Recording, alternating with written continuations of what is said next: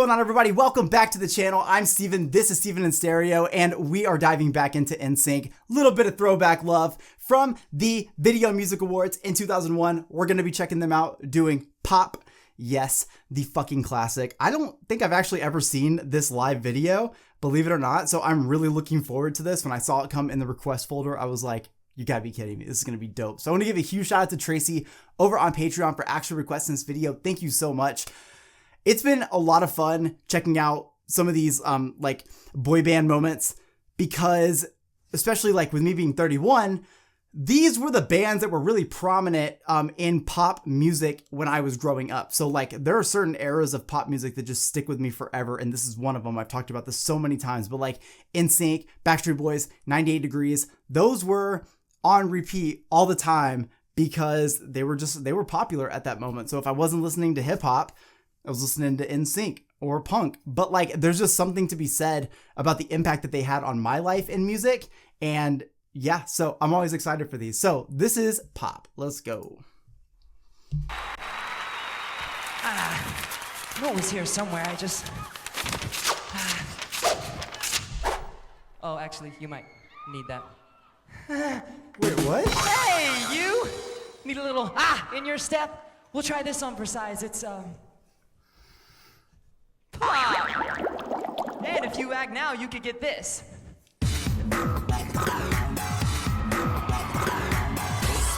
Wait, can we talk about this? So obviously the live audience, okay, I'm going to say this. It's so stupid that I'm going to say it, but I'm going to say it. Obviously the live audience weren't seeing this in black and white.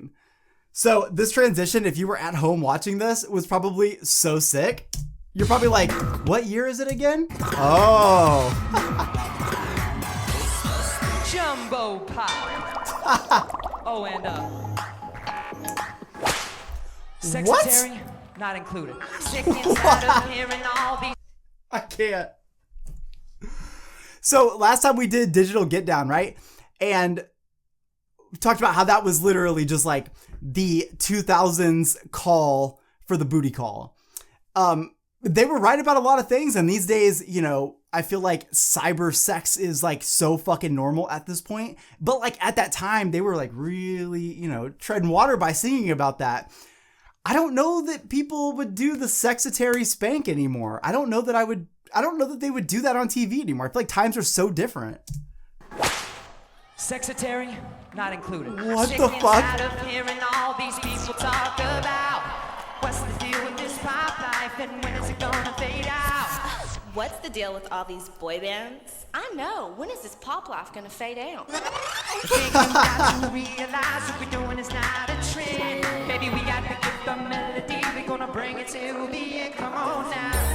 But the car I drive, but the wear around my neck. Since you recognize it's just about respect. But the clothes I'm wearing, Oh, where I fuck. go and why. Joey looks so sick. You get hyped and we'll do it to you every time. Come on now. This music gets you high. It takes you on a ride. You feel it. Can we just like, we have to show appreciation where appreciation is due. These fucking, like the style that they are rocking, the fashion of this is iconic. There's a lot of, obviously, that like pop art style happening in this, right? Like, obviously that's why we're doing this. But also, this song, especially the way they're performing it now, is actually, I feel like it's bigger than we would have thought about it then, right? Because obviously boy bands have existed for quite some time. They were around before NSYNC. There was a lot of commercial success with NSYNC and, again, Backstreet Boys, 98 Degrees. All these bands were just everywhere, all the time, being played everywhere. And I believe it was around this era, and I could totally be wrong. I know some of you guys are like the generation above me that definitely saw other bands come and go, but I feel like the negative look towards boy bands has probably always existed in some form. But because these bands were so big, I feel like that's where that kind of ideology became very prominent, right? What these bands did for the next generations of music were actually like much bigger than I think people give them credit for. So when I go back and I think about like some of the things that are kind of happening in this video, especially like with, you know, they have the to things of art, talking about they want these boy bands to be done and all this stuff. That was a battle that I feel like they were always having to fight throughout the years. However, if I were to look at a lot of music these days, even with the fact that like a lot of hip hop groups became like multi-member groups, that was a thing in like the 80s and the 90s as well. But it became even more prominent up until today. And like hip hop became more mainstream and these groups became very mainstream as well, right? So the boy band thing always existed, but like these bands, like especially like with NSYNC, having the impact that they did, it was so critical for such like a big move in the rest of the generations that this song actually, though it's like, you know, we got a lot of the sounds and all those things, all little we're talking about not being a trend and all those things. It matters a lot more now than it did even when they put it out. Like that's cool to me.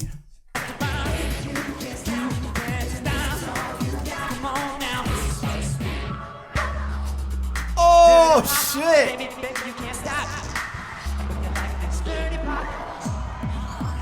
Now, why you wanna try to classify the type of thing we do? We're just finding what we like and we say the same for you. Tired of feeling all around me, animosity. Swear about touching someone in mine, now people can't you see? It doesn't matter about the karma job, the ice around my neck. All that matters that you recognize. Damn, Chris is going in right there.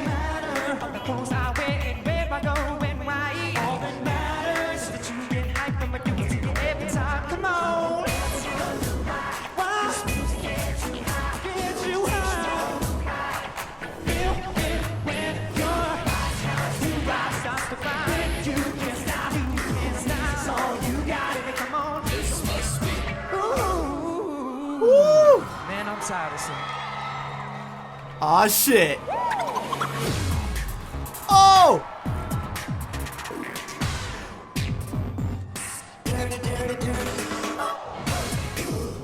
God damn.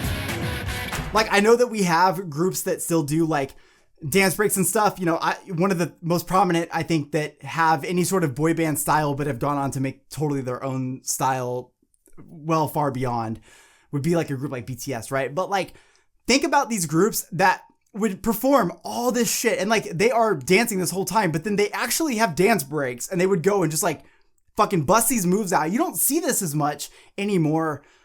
You know, you really don't. Like I think about it and I think about how prominent the dance break was throughout like the 90s and the 2000s.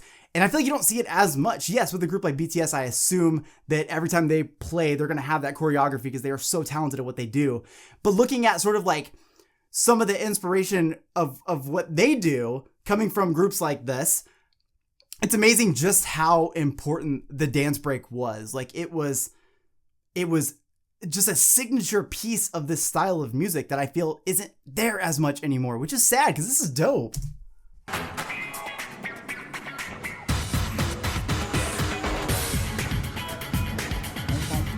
Dirty pop.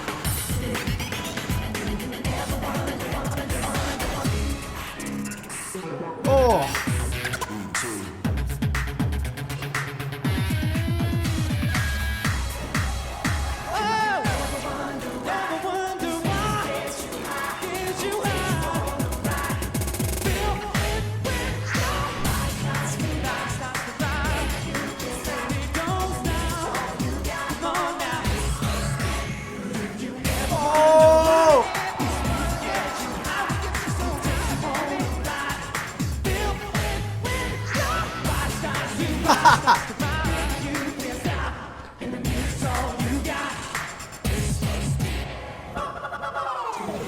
Oh, fuck.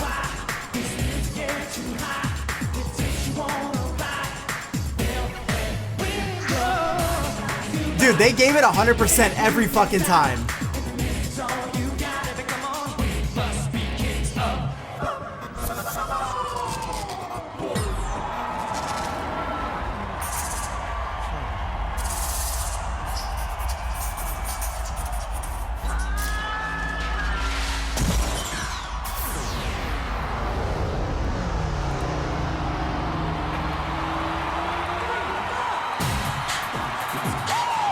Wait, what?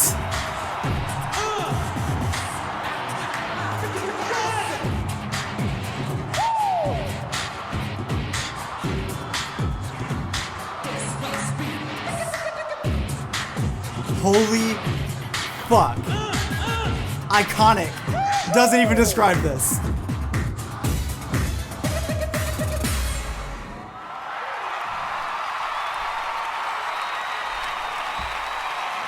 Wait, what?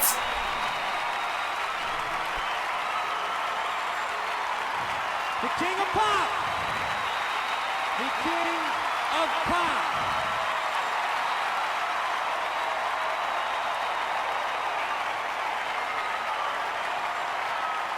We'll be right back. You're watching. Oh my God. Like, how the fuck did I not know about this? So, before we even talk about what just happened, this is such an iconic performance because I feel like they really took a moment to, like with this song in general, they were taking a stand about what was kind of going on at that time. It was so easy to make boy bands and pop music kind of the, like, end of every joke. Like, it was so easy to take shots at them because, well, they were super popular and you weren't going to be able to ever like talk to them. So jealousy has this really great way of like mixing into these like really negative emotions, and people would just talk shit and label things as boy bands so they could write it off and never have to get into it. And unfortunately, that kind of behavior is still pretty relevant. The worst part about it though is we have social media now. So I think people can make these claims, take these stances, and push negativity out in a way that really like paints a negative picture of almost anything if you really want it to. What I love about this is they were taking a stance at that time. Like, it doesn't matter that you criticize everything that I do. It doesn't matter that you dislike all the kind of music that we make. It doesn't matter that you think we can't sing or that we can't dance or that you're annoyed by our songs or lyricism or whatever, because there's so many things that people have said about it. None of that matters. We're making this because we love what we do. We love the fact that it invokes something inside of you that makes you want to dance. It makes you want to sing and have a great time. It just brings happiness, right? And for them to take that stance on this level at this time, you go back and you watch this, and this message is so prominent in today's music as well. I mean, I feel like maybe people that are like real into music, I don't usually pick things to be a part of, but that is something that I feel like if I have to pick anything that I can define myself with, that's definitely one of them. I love every genre. I grew up listening to so many genres that there was never that barrier around music, but I feel like people place these barriers up, and then in order to kind of hold on to those barriers and make sure that they stay true, they just tear everything down around, any kind of music that they don't like. So they'll gatekeep the handful of genres they like, and they'll just shit on everything else. You don't ever want to be a shit sprayer. Personally, I definitely wouldn't want to be one. So this song becomes very prominent at this time too, because, if they were to get out on stage and perform this today, one, it'd be amazing how many people that never liked them before would suddenly like support them. It's like, where were y'all?